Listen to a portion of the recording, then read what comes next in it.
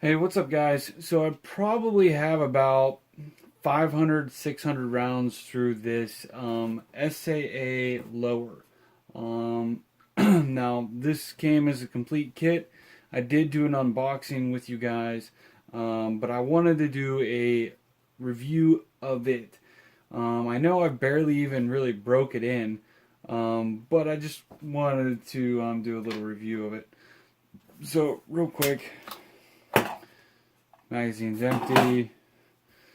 Chamber is empty and not cleaned.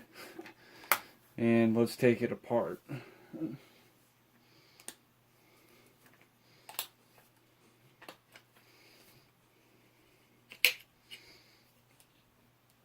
Alright. There's the Daytona upper.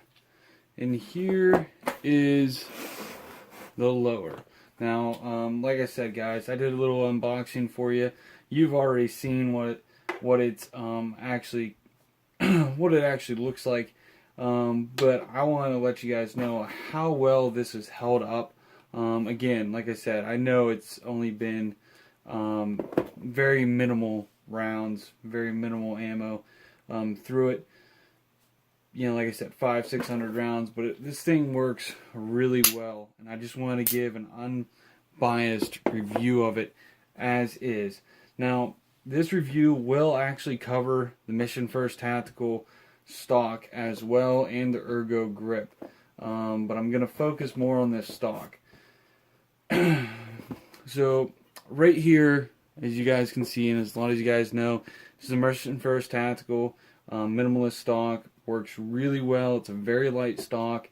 It's actually almost too light of a stock for my SBR build. It's really front heavy, but I'm okay with it. And this lower will work interchangeably with another upper that I will probably get in really light upper, more of a short close quarters upper.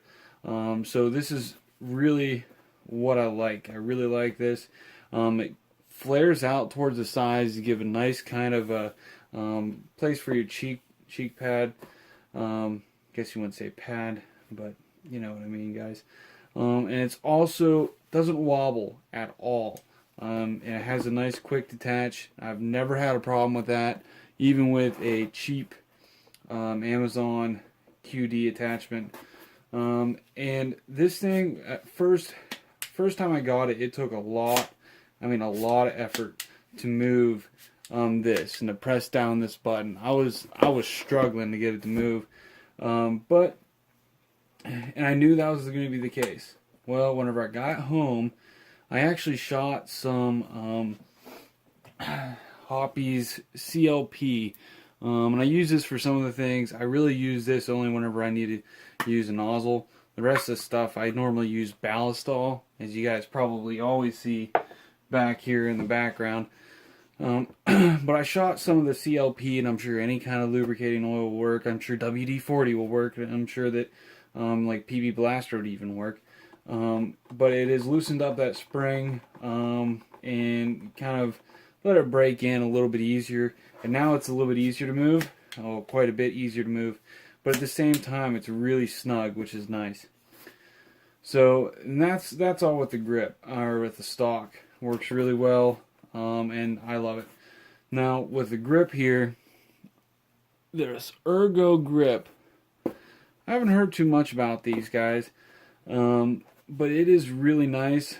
The only thing I don't like about it is that if you're doing a lot of kind of quick draw type of scenarios, or just a lot of practice where you're constantly kind of holding it like this and then bringing it up, it does wear on your middle finger, but I'm sure just about any grip will do that. I think the main reason why it does it is because of the texture and that it does grip really well. And I think that's just working against my fingers.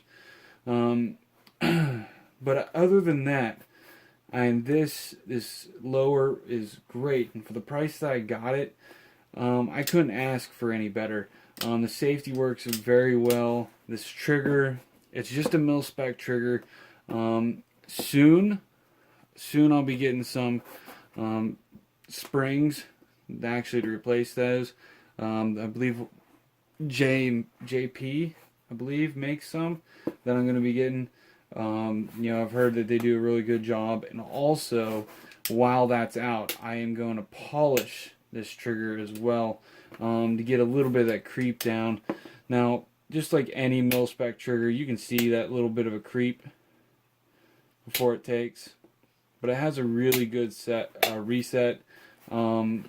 I've noticed whenever I'm shooting about 100 yards, I almost always get a flyer or two because of me tugging the trigger. Now that is partially my fault, but that could be mitigated by a better trigger, which I know that, and you know, that's something that's on the list. But other than that, this lower receiver has worked really well. One thing I will say, and now this might have to do with the Daytona upper that I have. I'm going to be getting what I believe they call them the Acu wedges that go underneath this back pin, so that it actually compresses whenever you actually put this upper in. This back pinhole, hope you guys can see that. Yeah, you can. Back pinhole actually compresses that polyurethane, I'm going to guess, the wedge, the Acu wedge, and it tightens up. That's the only bad thing I can say about this lower, and it's fairly normal, and this one isn't that bad. If I can get that lined up, and you guys can, you might be able to hear it. It's really not that bad. So I'm not too terribly concerned with it, but you know, that is definitely something that I need to look into. You know, it could be causing some accuracy problems. I doubt it, but you know, it could be, and that is one reason why I do want to get one of those Acu wedges in there, and I think it'll work real well. So, anyways, guys, that is my review on the SAA complete lower receiver that I got, and I got this on sale for, and it's the Grim Reaper model, which is kind of cool. But I got this on sale for Black Friday, and as a lot of you guys know, this is all made in the USA, and actually SAA gets their stuff from Aero Precision, which is a really, really good company. So thank you for watching. I'll be actually throwing out a review on this upper and this scope, which is going to be kind of unrelated, but I'll be throwing out some reviews on those as well pretty soon. So hope you guys enjoyed the video. Like and subscribe, and stay tuned for the next video. Thank you.